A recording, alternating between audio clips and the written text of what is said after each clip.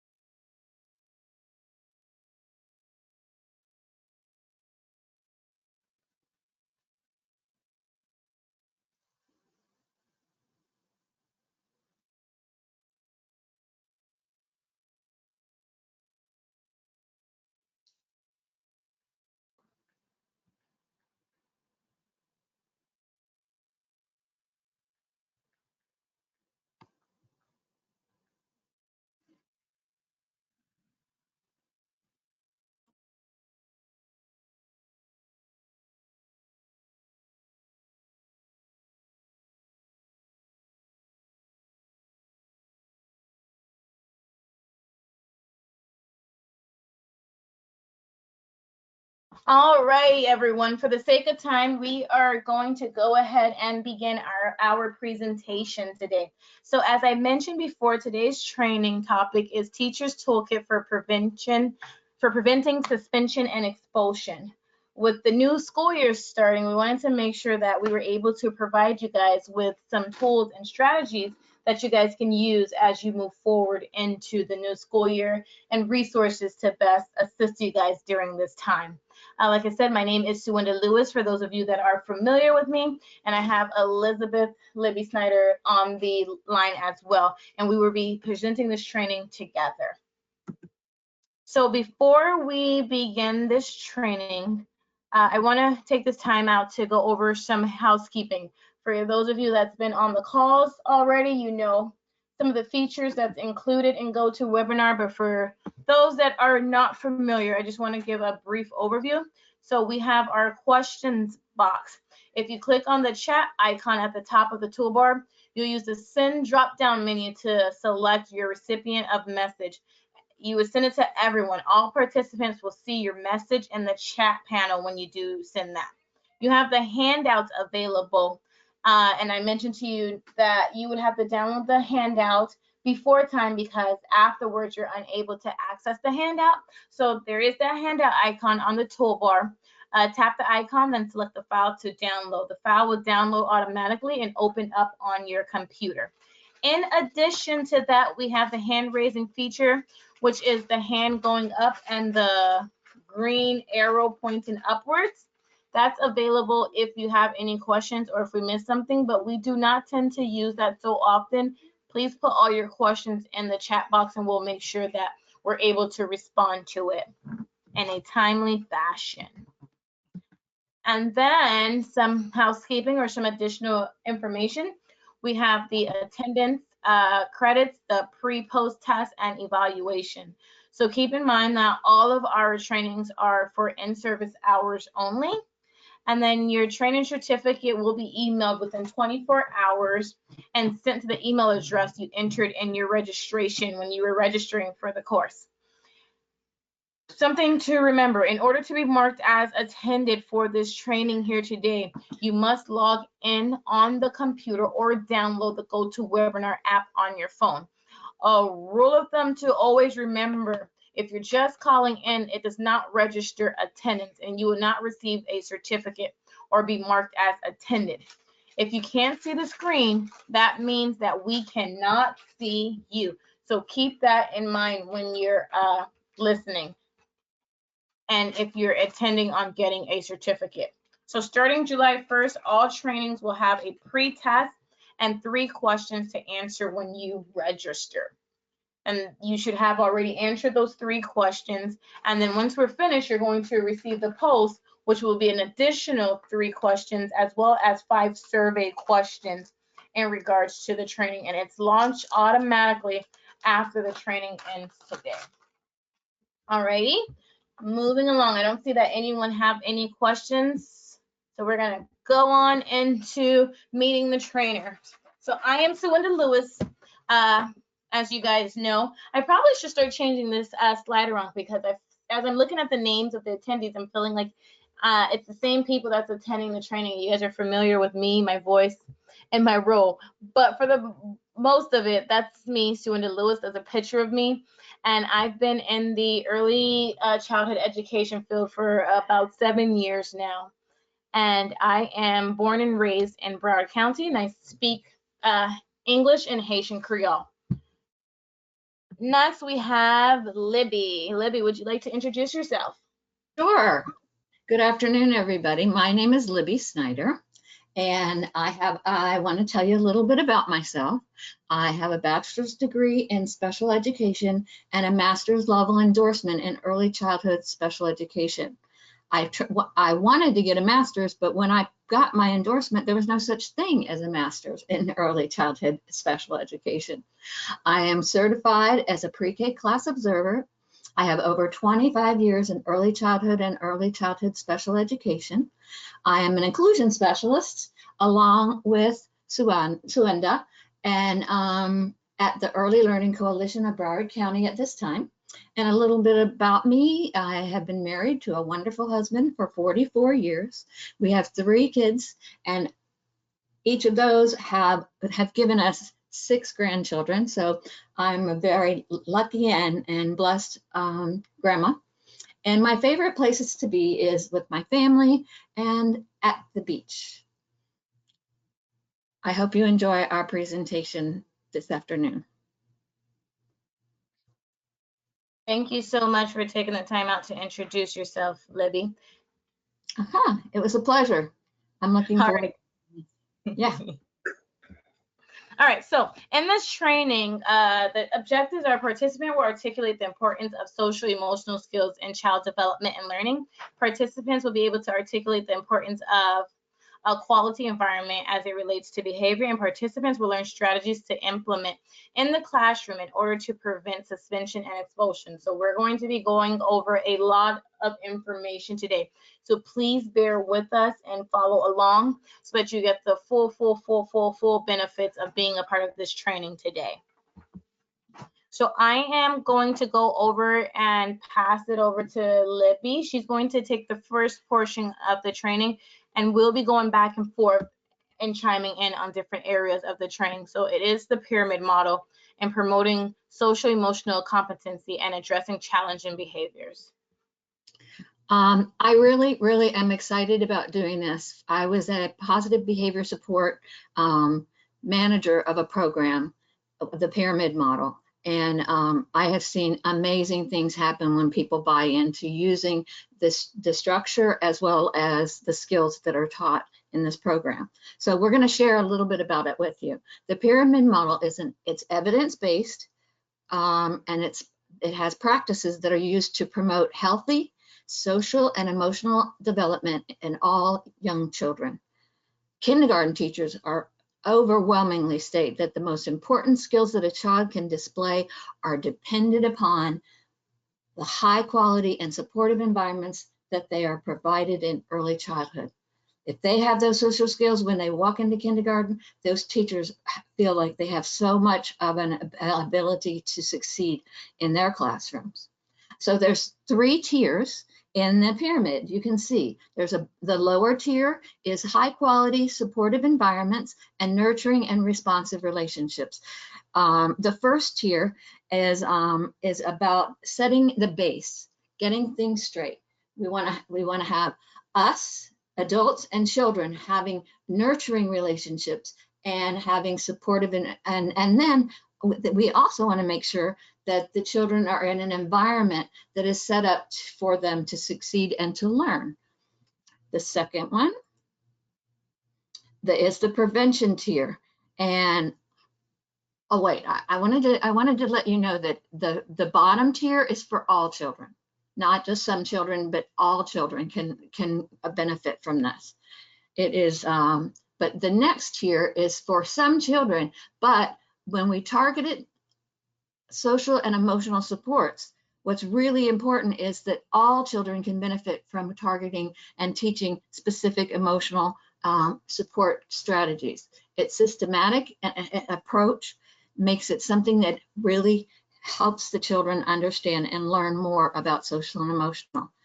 Now, the one thing, the pyramid also at the very tip, you can see there are very few children, and it's intensive interventions. That's when we go and we give them screenings, and then we set them up to have evaluations and maybe get extra support because they need it. But we can also use strategies that Suwenda will be presenting later on in this program.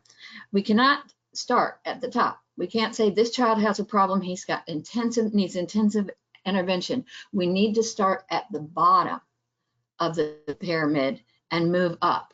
Because what happens if you take a pyramid and you turn it upside down and you try to make it stand up? It will fall apart. It will not work. So we need to make that strong base to begin with.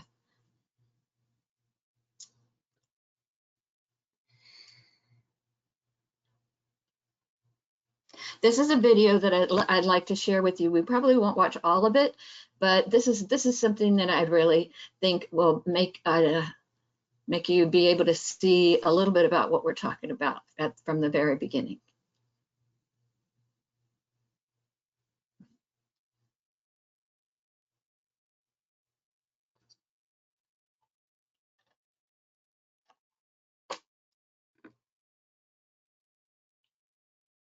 Here comes Charlie. Libby, don't forget to mute yourself.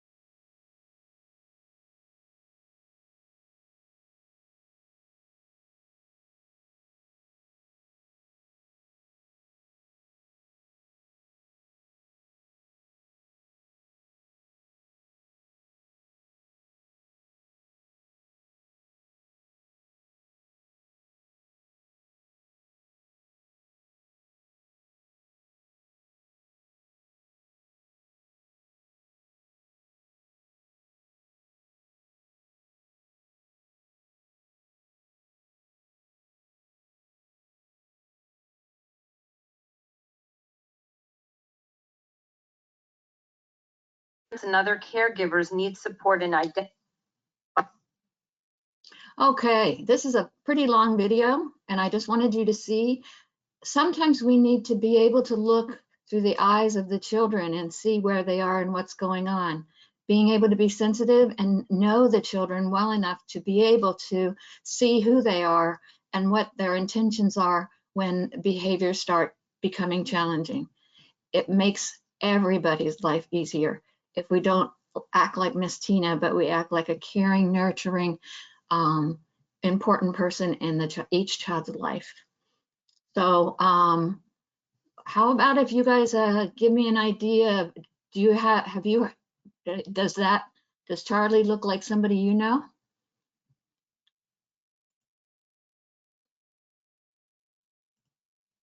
You can use it, guys can use the tool function of the chat box to answer yes or no if Charlie resembles or bring to mind a student in your classroom that you can think of that can't sit still or that might have some challenging behavior that you're working with currently.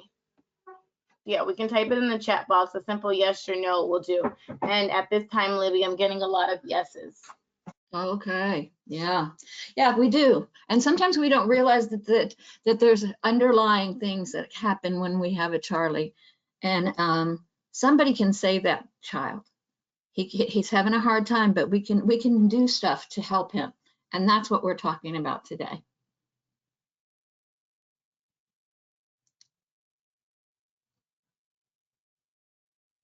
The first part of the pyramid is about relationships. It's the foundation, like I said before, the foundation. Building positive relationships and nurturing relationships is a vital part of what we can do for children so that they don't get expelled.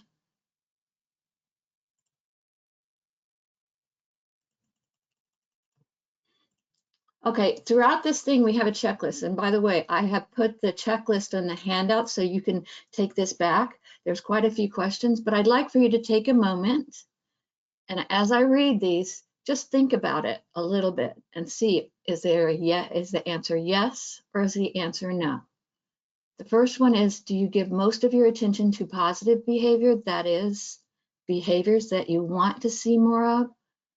How about, do you notice and describe appropriate behaviors like, you're building a very tall tower, or you're sitting so patiently?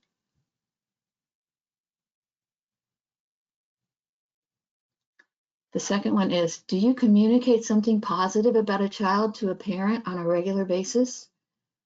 How about this? Do your communications help the parents have a sense of that you care about their child? Sometimes we can catch ourselves sending home notes for unwanted behavior instead of saying great things about a child, especially one that has some difficulties. Do staff greet children and parents cheerfully and by name?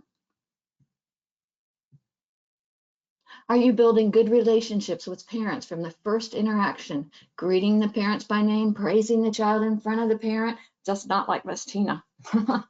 Definitely not like Miss Tina. Sending positive notes home, responding to parents' concerns. Those are important things. Sometimes when parents ask questions about what's going on in the classroom, it isn't because they're judging, it's because they really want to know. Number 5, do your communications send the message to parents that you are in this together and that you want the very best for their child? Do we make that extra effort to talk to each parent at one time or another throughout our day, throughout the day, or even throughout the week if you're overwhelmed? Do you engage in frequent conversations with the children and use active listening? Do you react to what they have to say, or do we just stand there and finish whatever task we're involved in at the time? Do we use a caring tone when speaking to the children? Even when they're having a hard time, can we use that caring tone so that the children know that they are on your side, not on you are on their side, sorry. Do you respond quickly to children in distress? Do you offer comfort to them, to children who are upset or crying? These are areas that build, and that is how we have nurturing relationships, by doing these things when we're with the children. And again, remember, these are things that we can do with the children before we have to teach them any of the academics. This is something that we can do and begin at the very beginning of the first time a child walks in the door. Nurturing and responsive relationships.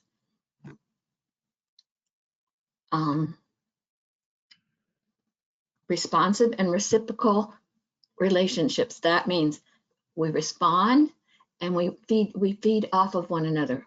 One in which each of the partners values each individual unique gifts and talents are the foundation of a healthy development for both children and adults. You know, I know some adults that have a problem with that, and to this day, because nobody ever taught them how. Positive, nurturing, trusting relationships set a stage for healthy social emotional development and good behavior in children. It starts from you and the beginning. Connections on the outside with other people build neural connections on the inside. So their brain is growing and it's building up more and more connections because of the idea that they're not just interacting with one or two people. And the only way they can do that is when we teach them how to have different nurturing relationships and responsive relationships.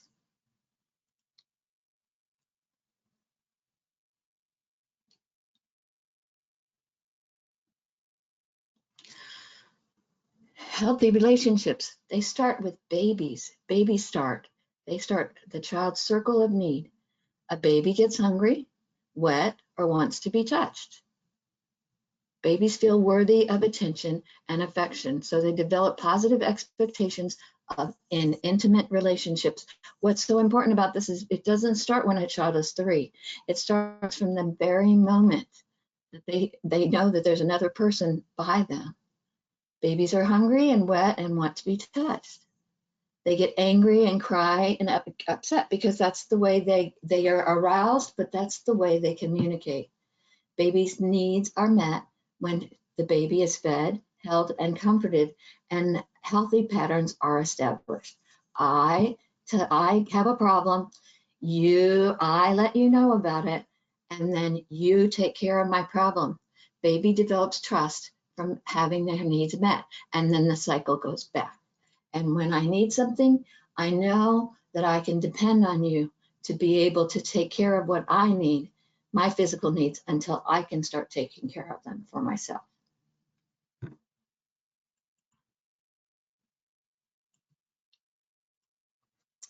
This is something that's amazing. It's from it's called I Love You Rituals, and it is one of the most amazing books. It's from the name of the Becky Bailey. She has a PhD, and it's a book that she has. But what happens is that you tell positive. She changes all the words of the ones. There wasn't a woman who lived in a shoe. She had so many children, she didn't know what to do. Well, this one is a wonderful woman who lived in a shoe, and she had so many children. She knew just what to do. There are so many things that we can do. We can help do actions with really neat poems that are really amazing. And if you visit www.consciousdiscipline.com, it's right at the bottom of the writing on this slide, you will find things that optimize the children's growing brains, increases learning potential through touch, because children are activated and are learn through all of their senses, not just one, of hearing. It holds families and schools and school families together. And so if you send some of those back to the families, they can be doing it at home, which will strengthen the bond between any adult and children.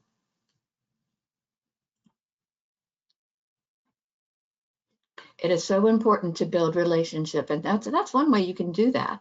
The importance of building relationships. Relationships that we build with children, families, and colleagues are the foundation of everything that we do. It is important to build these relationships early on rather than waiting until there is a problem. So, children learn and develop in the context of relationships that are responsive, consistent, and nurturing. So, if we come in and we don't listen to the child when they come in the door and say, guess what happened last night, Miss Libby, or sometimes I do it and then sometimes I don't.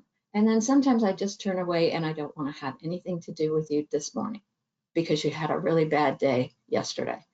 Children with most challenging behaviors especially need these relationships, and yet their behaviors often prevent them from benefiting from those relationships. It's being able to see Charlie and see his intentions in each of the children so that they can benefit from the same relationships that the children that are not demonstrating challenging behaviors have.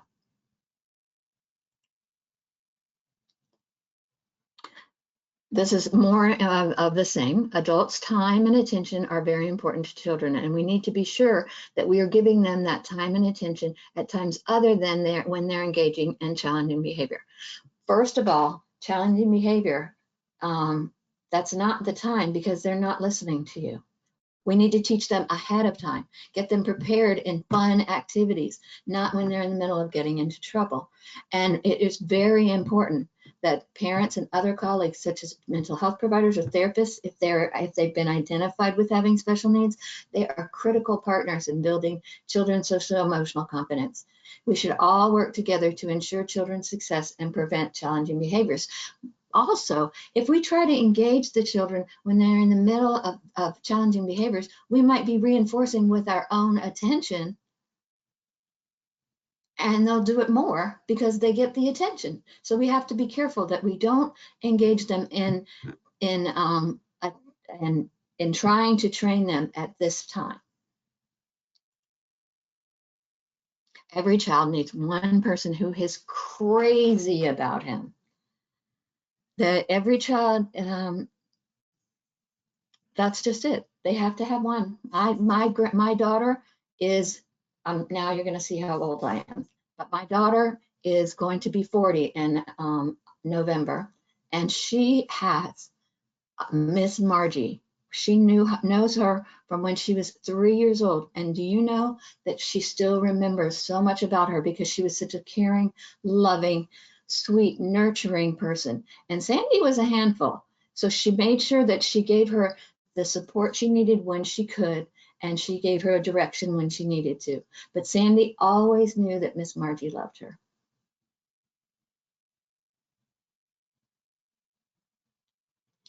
Thank you, Libby, for going over that first portion of the pyramid that has to do with nurturing a responsive relationship. So I'm going to go ahead and take over that second part of that pyramid. As you guys can see, we're building blocks.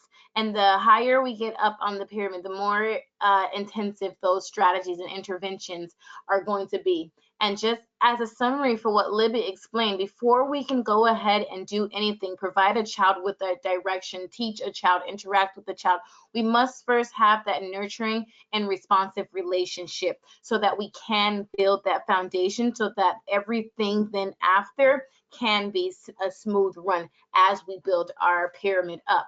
So the next part that I'm going to go over is strategies to promote safe, secure, and supportive environments.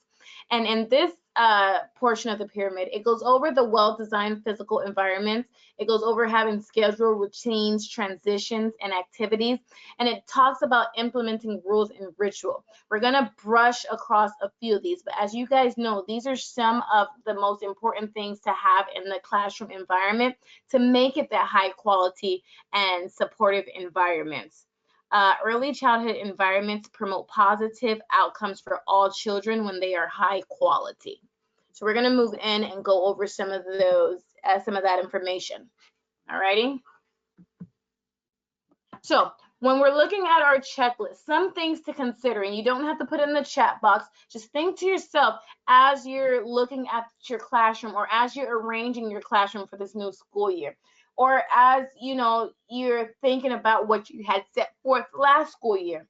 Some things to ask yourself: is there a consistent, predictable daily schedule that is taught daily to children? Are there enough age-appropriate materials, toys, art supplies, etc., to go around with all the kids, around with all the children? For example, if there's blocks center has 4 children, Are there enough blocks for 4 children to build structures? And when I say build structures, I mean build structures, not to have 3 or 4 or 5 pieces, but enough to actually learn and engage and build those structures and use those fine motor skills. Are there spots in the preschool classroom for large group activities? A place for children to be by themselves comfortable, comfortable spot for reading or quiet play? Are there at least 5 well-defined learning centers? It can be such as dramatic play, blocks, games, puzzles, art, sand and water, library, music, whatever it is. Are there at least 5 of them in use and available in the classroom?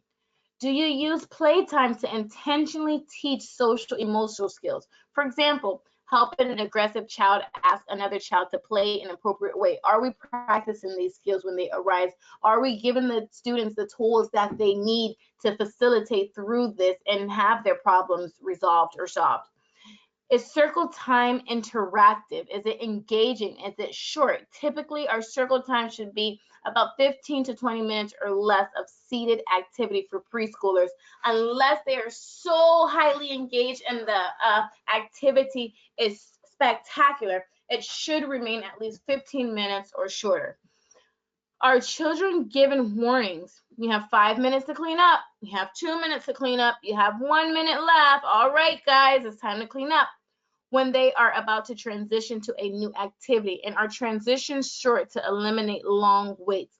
When we're switching from our lunchtime, when we're switching from our center time to our lunchtime, is lunch already there available and prepared for the students before they leave the activity that they were engaged in learning in? Because we know that our children, while they're playing and they're engaged, we know that learning is taking place.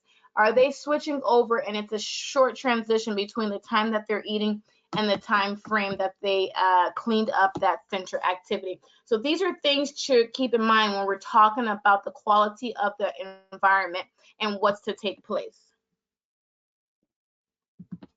So high quality supportive environments. It consists of having activities, transitions, predictable daily schedule, routine, and the physical classroom environment and room arrangement and materials are all well put together. As I go on into this PowerPoint, you're going to be able to see visuals so that you have an idea of what it is when we talk about a high quality supportive environment. And keep in mind, it's not limited to what I show you. We all can get creative, and we all know we have ways that we can work around our classroom, and you can probably work with your directors, because I know sometimes there is some limitations or there is some policy or procedure that you guys have to follow, but keeping in mind that we are creating those high quality supportive environments. So activities are something that incorporates small group activity into your daily schedule. So when we talk about small group, we're talking about that time that that teacher is able to interact with that smaller portion of the classroom. And during this time, we're teaching some cooperation and teamwork skills to preschoolers. By creating multiple learning stations in your classroom, you'll help to facilitate preschool small groups activity. In this section, you might have a science activity that's taking place. And another section, you might have a sensory play that's taking place with different small activities where the teacher can come over and facilitate in that small groups and teach the learning or go over the learning opportunity that's taking place while in those centers. These activity centers are designed to suit groups of up to 5 or 6 children, featuring materials that they can play with and explore together. I'm actually going to go back and say it should be at least 3 to 4 students that make up a small group. I know sometimes our ratios are a little different, but to get the maximum impact, I think a number of about 3 or 4 children better helps facilitate the learning that's taking place during these activities. So in this picture, you guys can see the teacher at the table, and you see there's activities that's taking place. These activities seem attentional. There's a variety of material available to the children. There's enough information for the children in the classroom. In one table, you can see they're doing some manipulative play. It seems as though they have bears, they have blocks, they have cubes, they have trays, and they're able to go through the learning that's taking place. As you can see in the far corner on that first picture, it seems like peers are assisting each other. That's that cooperation that we're talking about. In the second picture, you see 2 hula hoops, and it seems to be that that teacher took her time and thinking and planning her activity, and her activity is intentional. Seems like the kids are digging for something out of the bag and sorting which area of the hula hoop the object or material will go into. Great for concept development.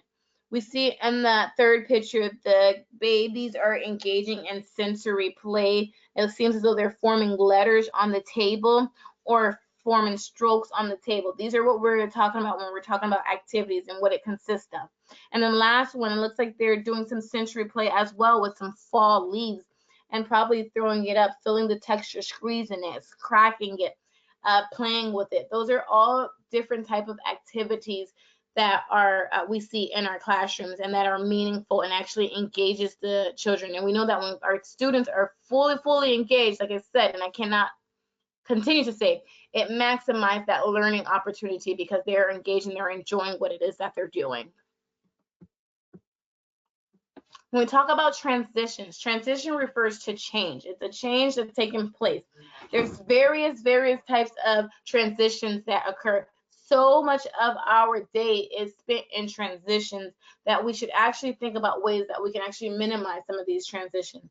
But transitions between activities happen, transition between multiple settings may happen, transitions between programs might happen, and I don't even have it up here, but as I'm thinking, as I'm going on, transition between teachers can happen as well. These are all different type of transitions that are occurring. So my question to you is, before I move on to the next slide, in the chat box, what are some transitions that you can think of that occurs in your classroom, and what are you doing to maximize those transitions while you're in your classroom or while you're outside or while you're in school? What are some of the things that you're doing to maximize the learning opportunity during those transitions? So you can use this time to type it in the toolbox. I'm going to give you guys about a minute or two to type in your response. And then we can read some of those and actually move on with the presentation and talk about transition and how we can actually maximize those opportunities for learning.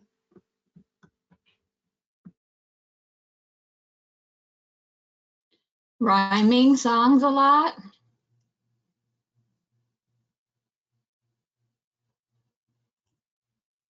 Our children like different rhyming songs a lot. Rhyming songs are definitely a great way to maximize learning during transitions. I see a lot of, I use singing games. Singing games are great. Singing works. One thing that I like is, using those fine motor and gross motor skills, or like moving from one area to the next area of the classroom, or playing a game of hide and seek or I Spy. That helps keep the brain stimulated and you're still going. Singing and movement, beautiful. We know those are two things that actually pair well together. Using the 5 minutes. Transitional song, timer, assign a monitor for activities. Yes, we love rhyming song. That's excellent. So during the transitions, as you guys mentioned, you can sing songs, play word or guessing games, recite rhymes, or do finger play with children. I really love the I Spy because it gets the senses going and the kids are scanning around the classroom. They're looking, they're focused, they're thinking, and then you can use that with the rhyming words. I spy something that rhymes with whatever it is, and they have to look around the classroom, and they don't have to be running or moving around the classroom, but they can be seated and their brains are still operating and it's still facilitating different things across the classroom. Finger play while you're at the table and they're working through those fingers. Those are all good activities or great activities to use while you're transitioning, using those gross motor skills. Maybe we're hopping, maybe we're slithering to the next section, maybe we're walking quietly and slow like turtles as we're transitioning. And why do turtles move so slow? So there's so many different ways that we can maximize the learning opportunity during our transitions. Our transitions should be treated as a lesson plan in essence, or something to do. We don't have to necessarily spend hours planning, but being prepared for those transitions is key. You want to plan a gradual increase or decrease in the level of activity and a good balance of activity. So you want to have some quiet time or some loud activities, or the book area where it's quiet away from the blocks area that might be loud. You also want to, like I said, have that bell. I seen that someone said they use a bell or alarm or a timer. Gradually decrease in the level of the activity or transitioning time frame. You want to allow children adequate time to finish activities. One thing that I see is because a time is running, children will be interrupted in their play and just be told to clean up. And then challenging behaviors may arise because you just stopped me when I was fully engaged in something that I was enjoying and having fun and learning with. So being mindful that we're providing children with adequate time to finish an activity.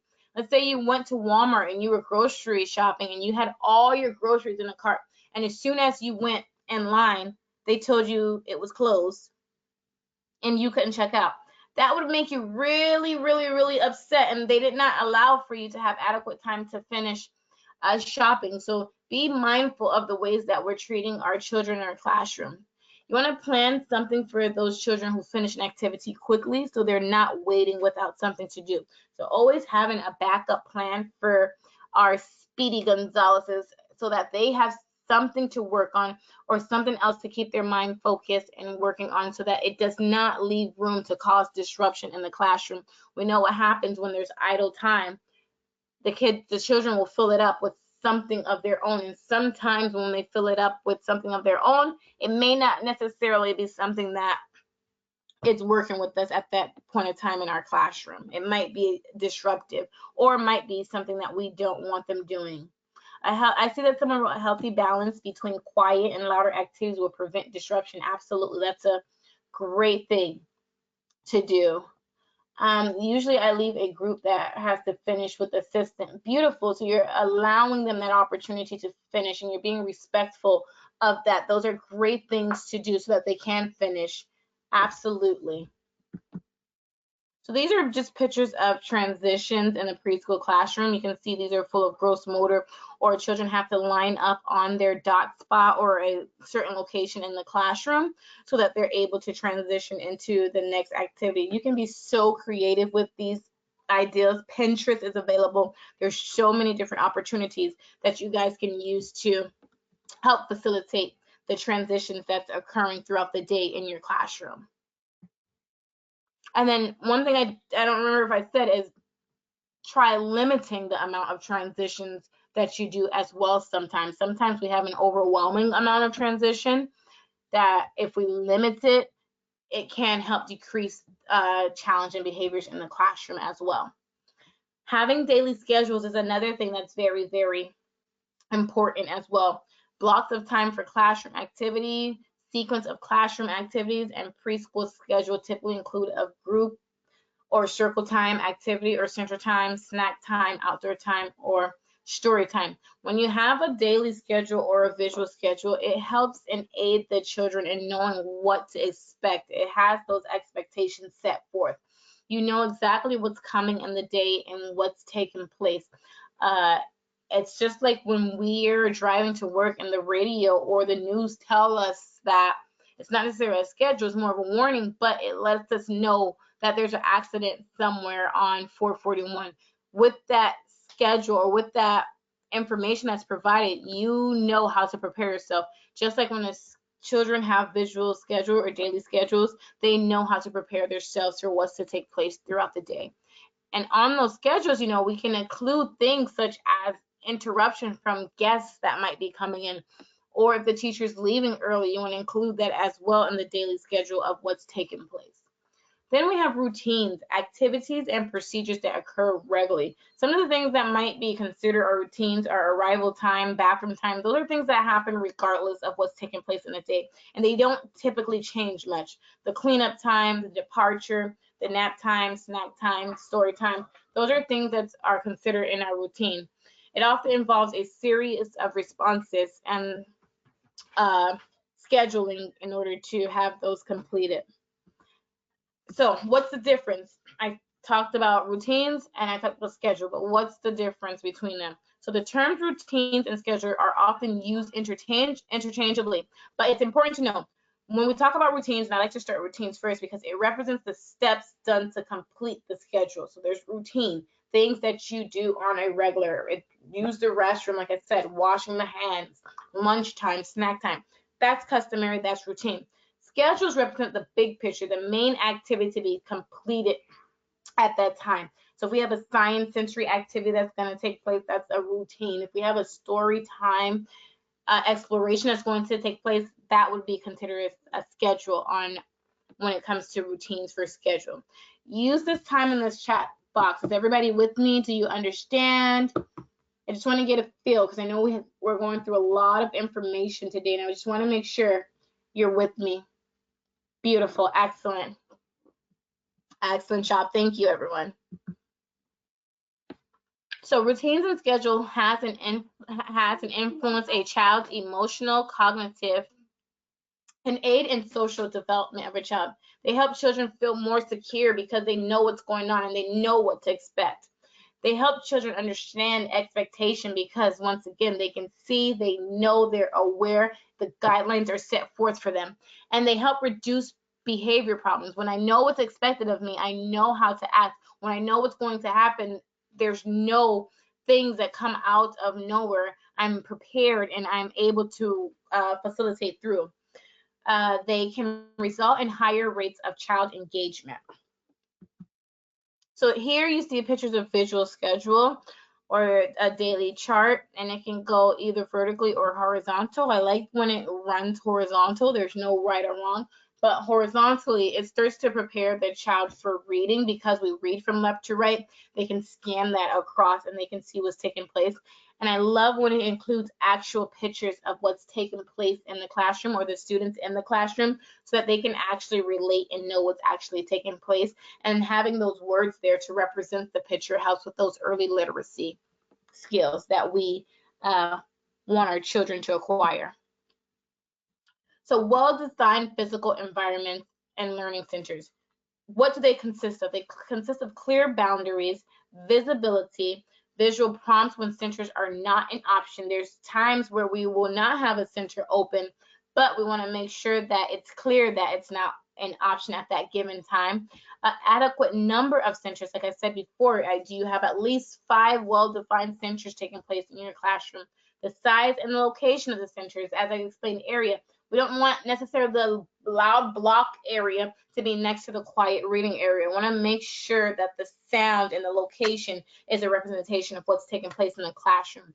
And then using maybe a center management chart, which I believe I have a picture here, to make sure that the number of children in centers, you have a way to facilitate that. And children have a way of understanding, so that decreases problem behaviors when they know how many children are in the center and when I can be in a center and when I cannot be in a center at a current time. And you want to always make sure materials are organized and labeled, that the children have access to it and can promote independency and get what it is that they need in the classroom. That actually helps reduce the amount of time that children are coming and asking you to do this and do that and do that.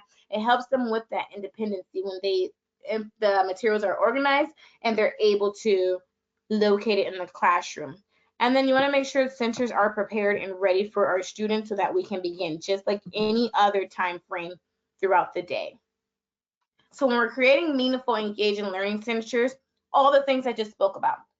Materials need to be meaningful and relevant to children's needs, interests, and lives. We don't just want any willy-nilly thing that's in there. We want relevant and meaningful and age-appropriate materials in our centers. And we want to try to change them out constantly so that our children cannot become satiated or stuck on one item, that they have the opportunity to explore other items so that when they go to center, it's always fun for them. Center needs to be highly engaged and interesting children's interests. Provide a variety of materials in each center. Like I said, if you have 4 kids in a block area, make sure there's at least enough toys, at least 80 blocks, I'm going to say, to build a nice structure for each child. Provide a variety of materials in each center. Change the materials or themes in centers on a regular basis, as I said prior to. So these are pictures of some classroom environments that are, I will consider a high quality and very put together. What are some of the things you can type in the chat box that you notice about these classrooms? And it can be anything that you notice about the quality of the environment in the classroom, or maybe something the lack thereof. What do you see? You can use this time to type it in the chat box.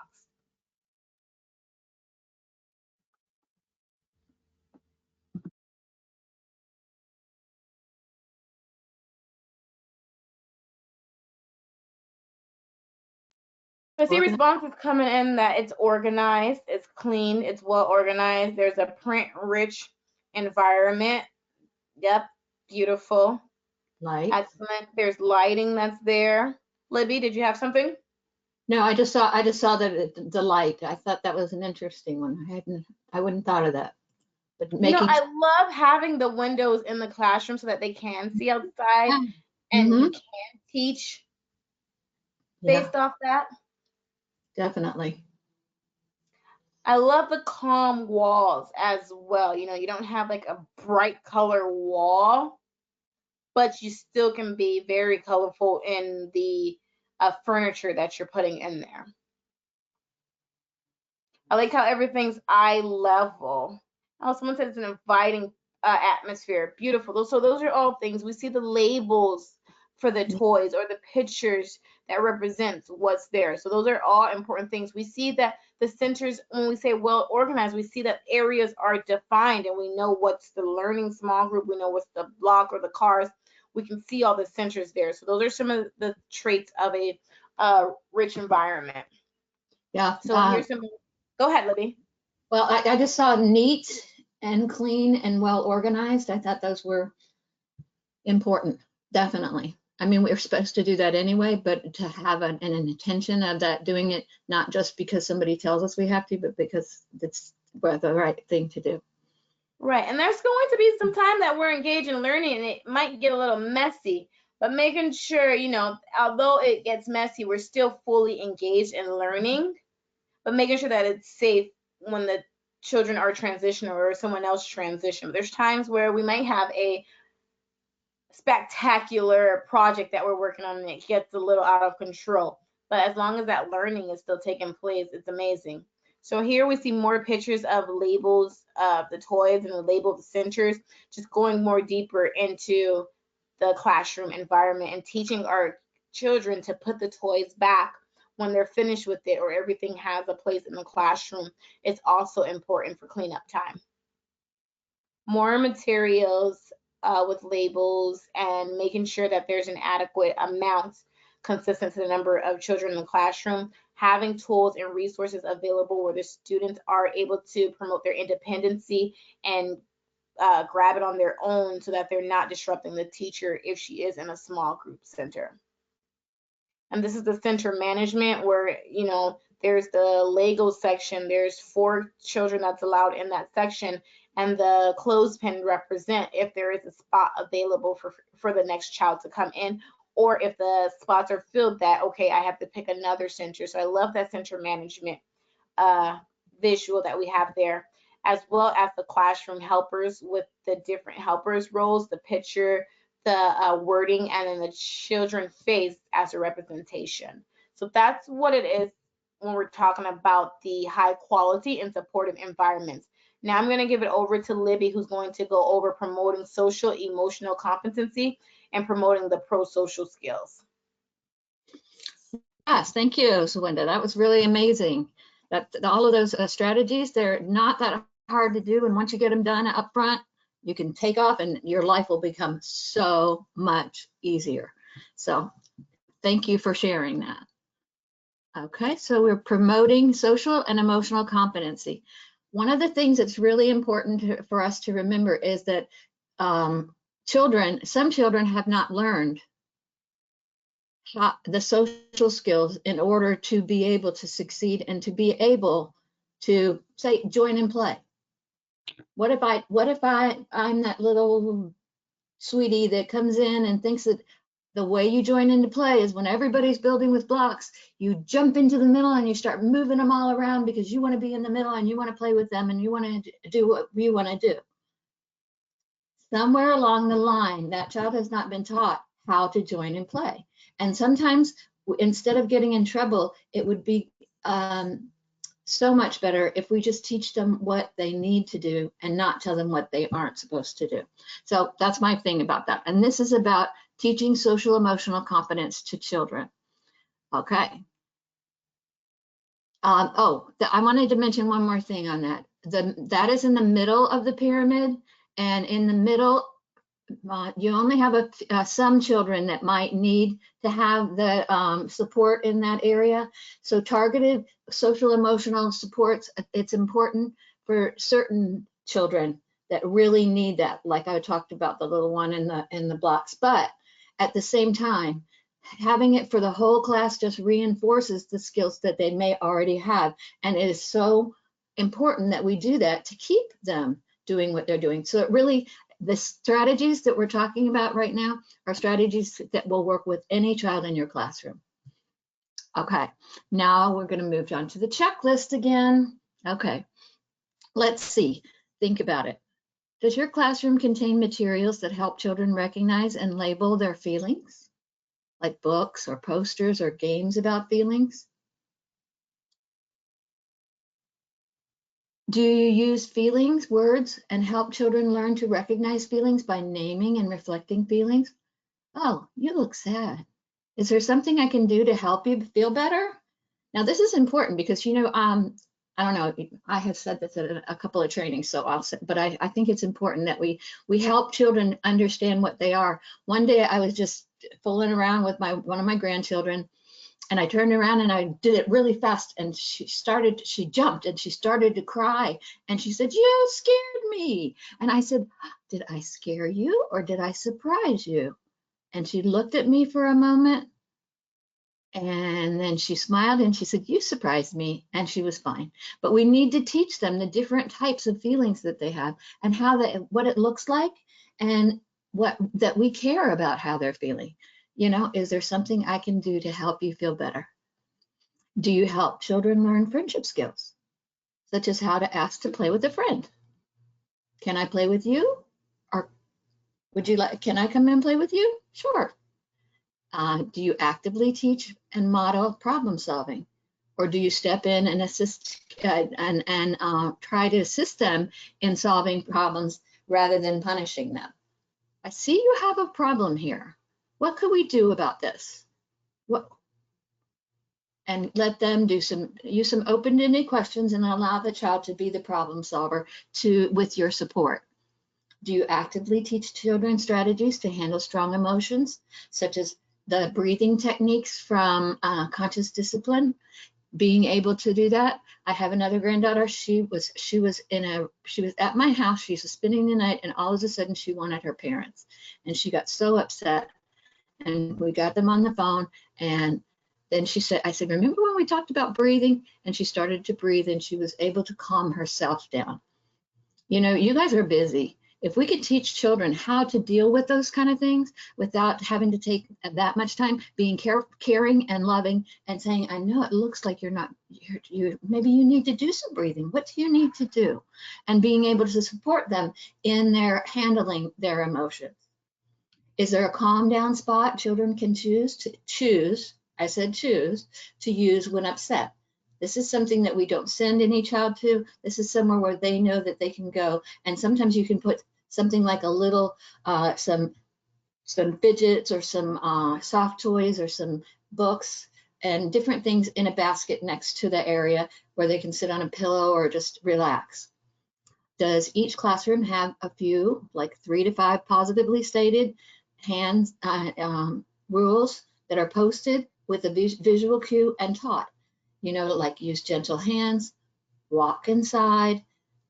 The visual cues are amazing. They will make your life much easier as well. If you have a picture that says, "I keep my hands and my feet to myself," or "I use gentle hands," and a picture of 2 hands, When you're in the middle of circle time and somebody's getting a little touchy over there, you can just go and tap on the wall where you have the picture. And the child, if you've taught them what that means, the child will be able to go, oh, yes, okay. And you won't have to stop everything and start all over again.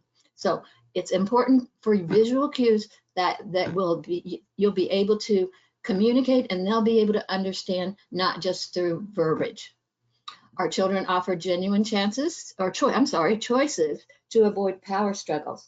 For example, we need to hold hands to cross the street. Would you like to hold this hand or that hand? I am a huge proponent of this. Children don't have very many times for choices, and giving them choices is just so valuable, so that they have some control over their lives. They go to take their nap when they're on a schedule, they go outside on a schedule, they do everything on a schedule. But if I don't care what hand you hold, why should I tell you you have to hold this hand when I can give you a choice and give you some autonomy? That is one of my biggies. And I think that people, if they give children a choice, they will have the opportunity to see how these challenging behaviors will go down, because they feel in control of at least a portion of their lives. Okay. The next slide is about, it's the formal definition of social emotional development. So, social emotional development refers to developing capacity of the child. The child develops from birth through 5 years old to form close and secure adult peer relationships. I didn't say starting at 4 or 5 years old. I said from birth all the way through to 5 years old. This is the best time for them. They can form close and secure adult and peer relationships. They can experience, regulate, express emotions in socially and culturally appropriate ways. And they can explore the environment and learn, all in the context of family, community, and culture, which is safety and community and nurturing. And those are the things that we want to be able to teach them. We teach them with fun things. We're not telling them what not to do, but letting them know what they can do. So we have to examine our own emotions sometimes as well, because certain behaviors might come out of us that are modeling for the children that we don't want to do that. We don't want them to learn those things. We can have a really responsive physical environment and strategies that support the social emotional development. So we can take different strategies, and we'll be talking about some next, but we can take those strategies and we can do it in a nurturing environment. What is social emotional development? It gives the children a sense of confidence and competence. The more they develop in their social emotional skills, the more they will feel confident and competent. The ability to develop good relationships with peers and adults, make friends, and get along with others. So many children, I bet you can think of a couple of kids that just didn't have the social emotional skills to be able to join other kids. And then finally, by the time they started to learn, because you started teaching them those skills, the social emotional skills, the kids don't want to play with them anymore. So we want to get this started as soon as possible and make this a priority. The ability to persist at tasks. Keep trying, you can do it. Yeah, I bet you. And maybe giving a little assistance if they really need it, but standing back when they don't.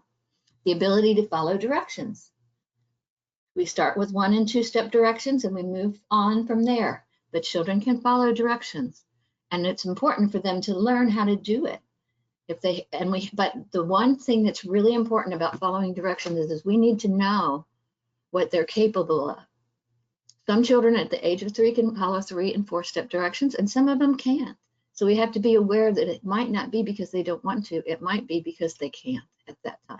So developmentally, where are they? The ability to identify, understand, and communicate their own feelings and emotions, like I said about my granddaughter.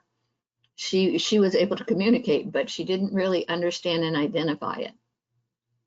the ability to constructively manage strong emotions. This is important because we can teach them different strategies of how, like the breathing techniques that I talked about earlier. That's just one of them.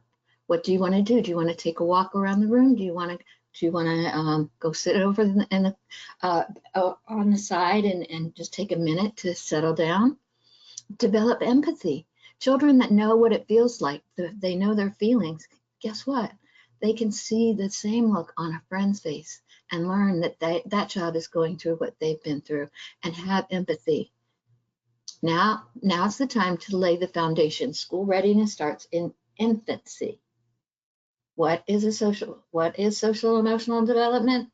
That's what social emotional development is.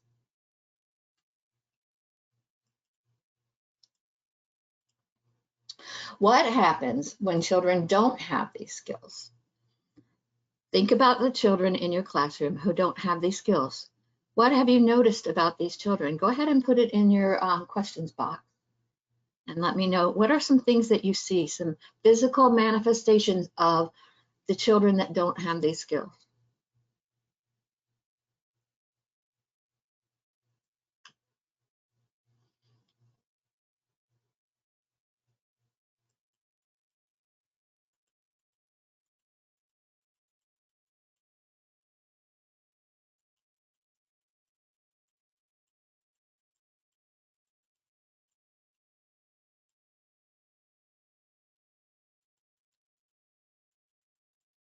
Okay. Teach them. Yes.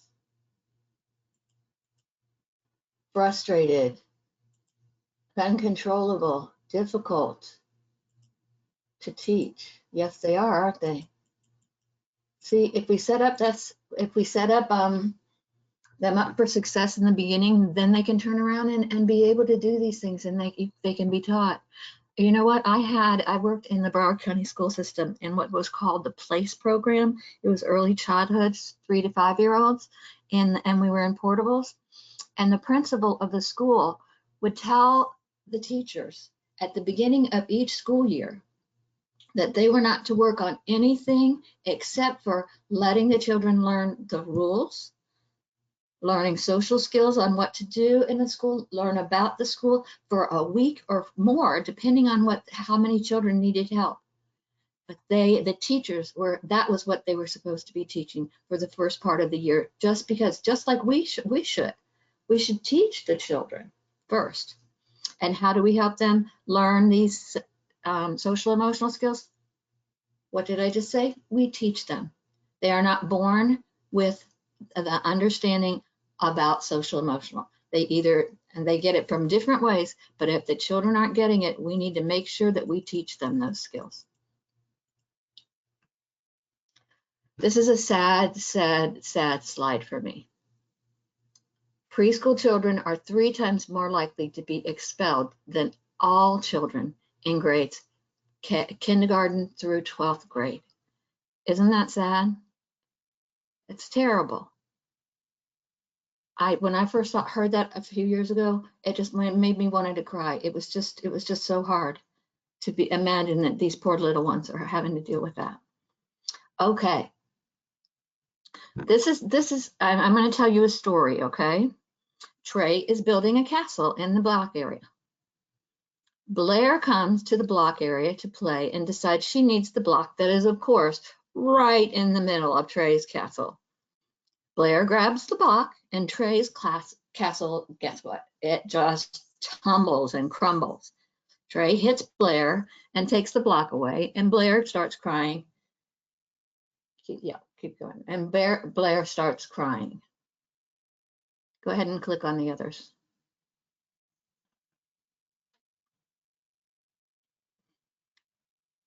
There we go. Now, tell me something. When is the best time for a teacher to help children manage using it and identifying a teachable moment? Is it when both of them are upset? What do you think? Tell me what you think. Or is it when they're almost upset? This is when Trey got upset because she took the block and he destroyed her castle. What about this one right here, where she goes over and she's doing it? When is the teachable moment? Or is it here? Is it at the very first, where we've already taught how to ask for something if we want to play with it and someone else is playing with it? I think it's probably at the very beginning, before the orange arrow comes up.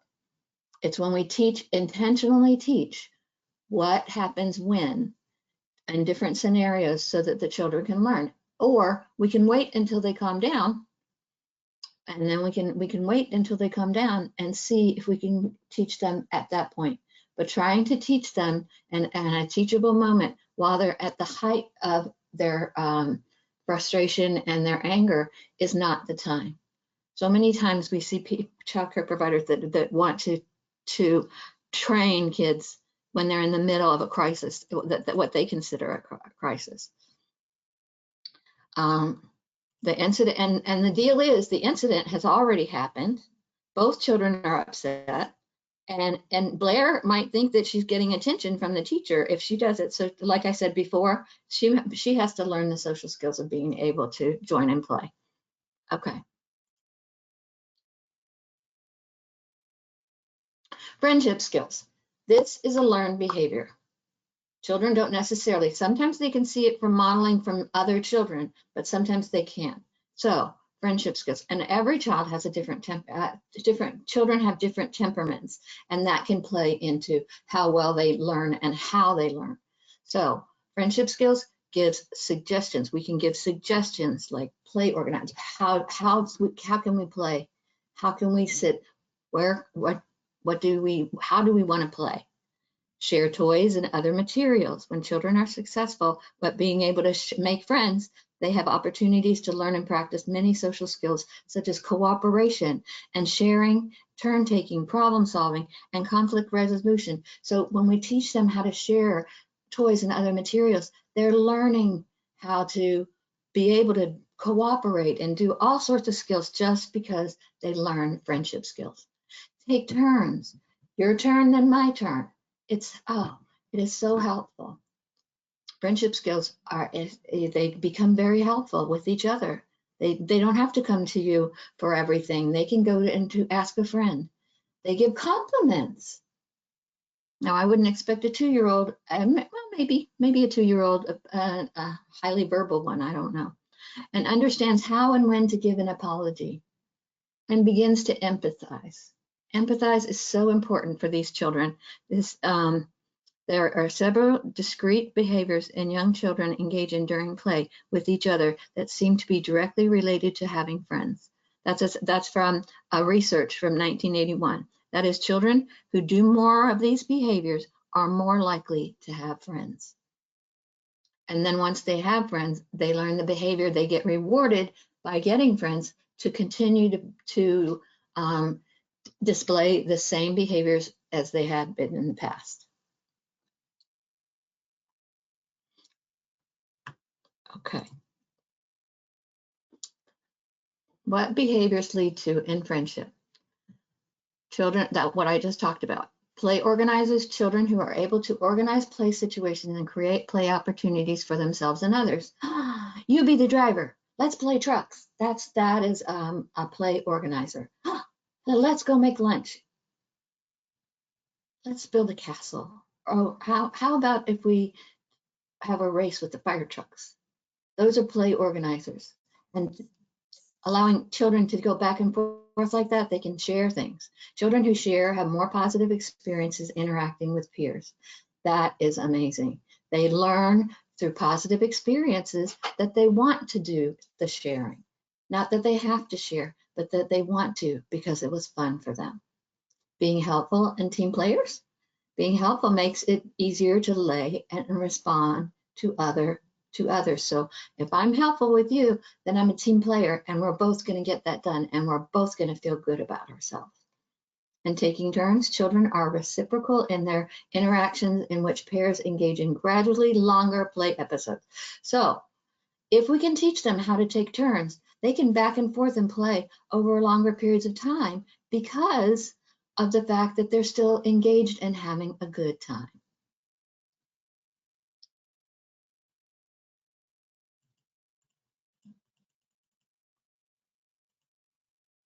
Strategies for developing friendship skills.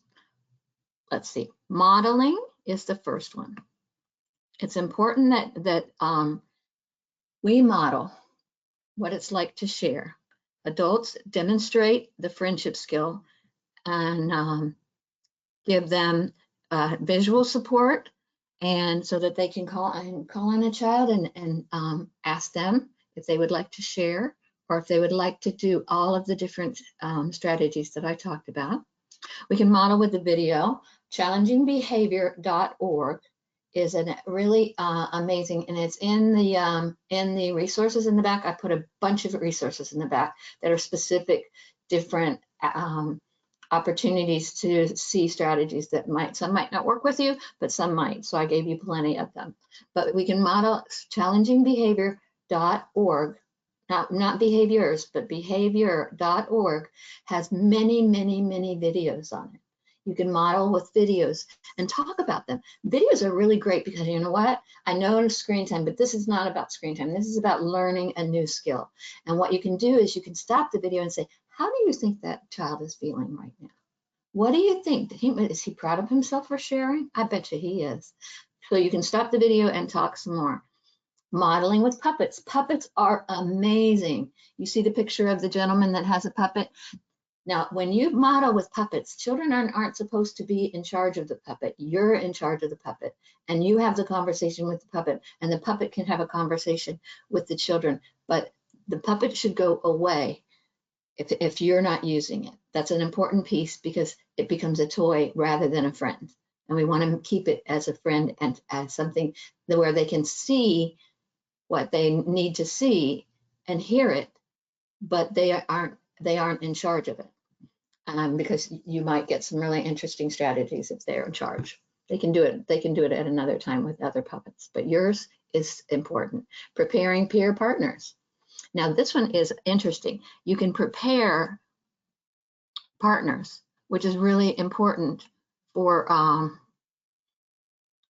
they assist each other. So if you have a child that's struggling in an area and you have a peer partner that is not struggling, and you put them together and say they're struggling in putting a puzzle together, and they can play together, and they don't have to take over. The pair one doesn't have to take over, but they can form a relationship where a trusting relationship where they know that they can work together.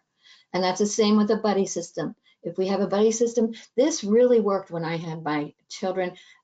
They were 3 to 5 years old. Some of them were able to do a lot of things, and others were very struggled a lot with most things. And so if I had a buddy system, some of the higher functioning children could be with some of the lower functioning children so that they could see the model on a peer level, on a buddy level, and have a system where if that one child needed somebody to walk with them, that buddy would do that. But they would still get reinforcement from me and the other teacher in the class, the other person in the classroom, to be able to do that. Priming. This is another one. Priming, you could increase the by priming strategies. For example, prior to free play period, the teacher can ask children, you can ask the children, who are they going to play with? Hey, you can say, hey, who do you want to play with today? And then they can have materials to share with. And direct modeling, being willing to share yourself, and then reinforcement. Obviously, you don't give a sticker, you just tell them how wonderful they are. They don't have to have it all the time, something that's physical. They can have the knowledge that they are amazing. So we want to reinforce them in what they're doing. Okay.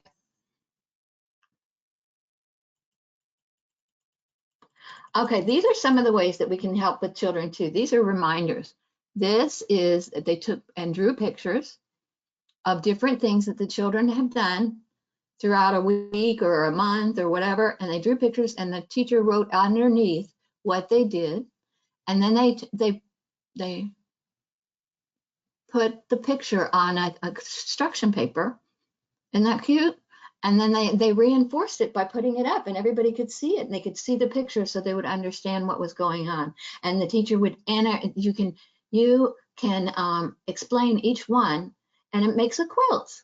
And all you have to do is get some yarn and tie the corners of each of the papers together. I think that one's good. Wishing well heart. That's an amazing one too. We wish you well. Friendship tree. It's a friendship tree. You take all the leaves off the tree, and you can put them on the in a box. And every time you catch somebody being good or sharing or being a good friend, you can put their name and what they did on one of the leaves and stick it on the tree. And or if you put it down far enough, which I think is the best of all, is put it down to the children's level where they can put them on for themselves. And a kindness tree it's a book that talks about it. On the inside, you open the book and you draw pictures, have the children draw pictures of people that were kind to them, or anything that they've done that's really good. You can try these. They're not hard to start. And once you start, the children take over what they have to do.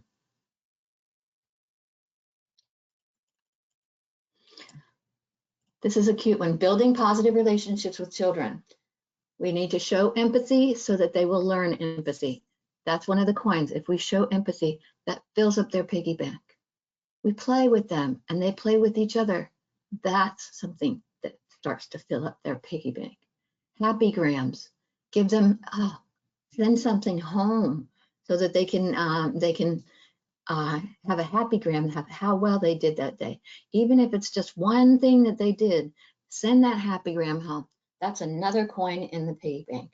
Home visits, I don't know if you're allowed to do that, so it would depend on if you are, but I used to love, I used to have to do them, and I used to love to do them because I could tell the parents how much, what was going on in the classroom and have one-on-one time with each of them.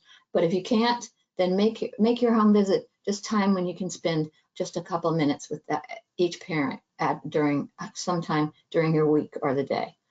Share, be able to share with the children, sharing, reinforce the children when they share and tell them how wonderful they are. And then time and attention and notes from home. Sorry, I'm going slow. Children with a strong foundation in emotional literacy, tolerate frustration better, get into fewer fights, engage in less destructive behavior, are healthier, are less lonely, are less impulsive, are more focused, and have greater academic achievement. Now look at that.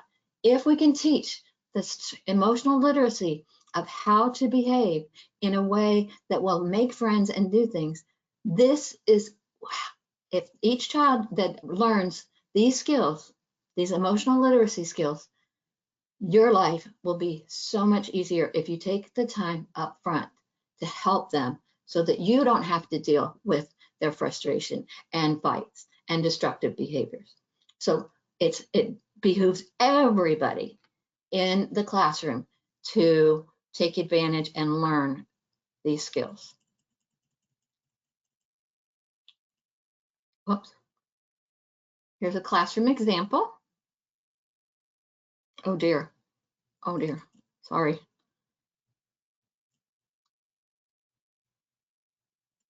Books, we can have books and pictures and teachers labeling their own feelings. Teachers notice and label children's feelings, and activities are planned to teach and reinforce. I think that's about what I'm going to do. Go ahead. I'm going to go. Can you go to the one with the solution kit?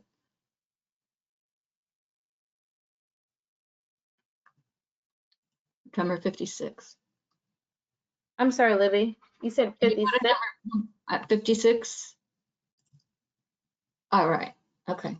This is something I want to teach you through teaching the vocabulary. The solution kit is something that's really important. I put it in there. It's pictures that show different solutions that children can come up with, and they can do those, share those feelings and be able to, here, wait, there.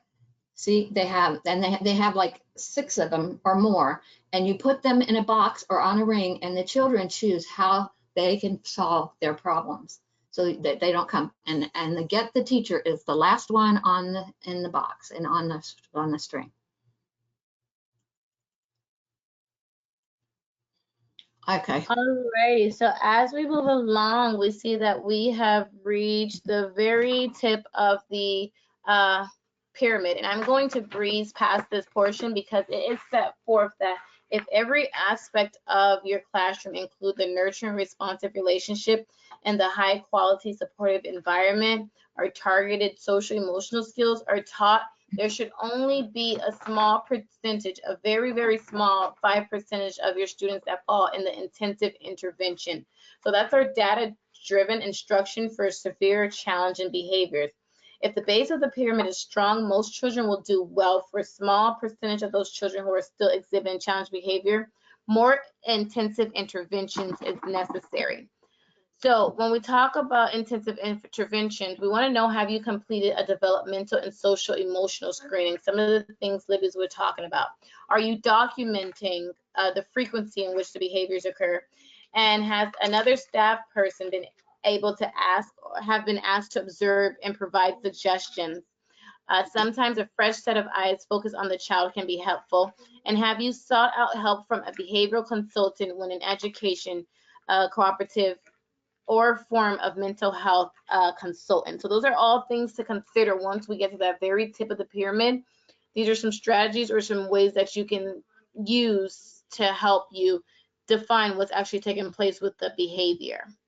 The most important part of this part is actually the screening. So have you completed a developmental screening? So we know that we have the ASQ, the Ages and Stages questionnaire that we do, as well as the Ages and Stages SE. The social emotional, which has to do with the whole challenge and behaviors. And some things to consider when you're working with a child that may have challenging behavior and you've done everything from the bottom up of the pyramid is, has the child had a recent health screening? Sometimes there could be something health-wise taking place with that child. Vision screening, maybe sometimes blurred vision is impeding in the way of that child being able to see. Hearing, maybe that child can't hear you. That's why when you're telling them to stop or not do something or come here, they're unable to respond. Reoccurring ear infection is another sign. And could a physical condition be contributing to the behavior? Those are some things to consider once we get to the very top of the pyramid. And usually you'll have an inclusion specialist that's able to come out and assist you guys with this, and we'll get to the bottom of it with you, working with the director, working with you, the teacher, as well as working most importantly with the parents and receiving the feedback to see if a child would need to be evaluated for further assessment. This page here is just resources for you guys. Do take a time to take the screenshot of it or copy some of these or just write the titles down. Lots and lots of resources that you guys can use based off our training that took place today, and things that will aid you in the classroom. More resource for you all. You can screenshot it as well, and they're available for you guys. You can also email myself or Libby, and we can provide you the link for these resources. At this time, we have reached the end of our presentation on the expulsion and suspension and expulsion toolkit. Please take these strategies and use them in your classroom so that we can reduce the numbers of students that are expelled or suspended in the classroom, and we can help curb the number of challenging behaviors that we see if we have some of these things that are put in place. And remember, once we get to the tippy top of that pyramid, it should only be a very, very small percentage of your students that might be experiencing challenges. And the inclusion specialist team, myself or Libby, along with all the others, would be able to come out and assist you and get to the bottom of what's taking place and make sure that we provide the resources available to further assist you as the professional as well as the child and family in that classroom. But we thank you guys so very much for sitting through and participating with us today. It's currently 2:33. Thank you guys. You all stuck through the additional 3 minutes that we went over, and we definitely appreciate it. We hope that you can take some of these and use them in the classroom. Don't forget to download the handout that's available to you. You guys can use it as a tool in walking through your classroom and making sure that everything is in place and prepared for your school year. And in addition to it, I'm just going to go back to the slide page where there's resources available to you all. Do use those resources. And if you have any questions, please use this time in the chat box to ask your questions. We'll be here for another 5 minutes and we'll be able to assist you guys with questions that you may have or if not, feel free to log off. We have reached the end of our training. We thank you so very much. Libby? Thank you. Yes, definitely. Thank you for attending. And I do tell you, if you're willing to, if you just start one or two of the strategies, you will see that your day will become a lot easier. Not just your day, but everybody's day in your classroom. Have a great afternoon.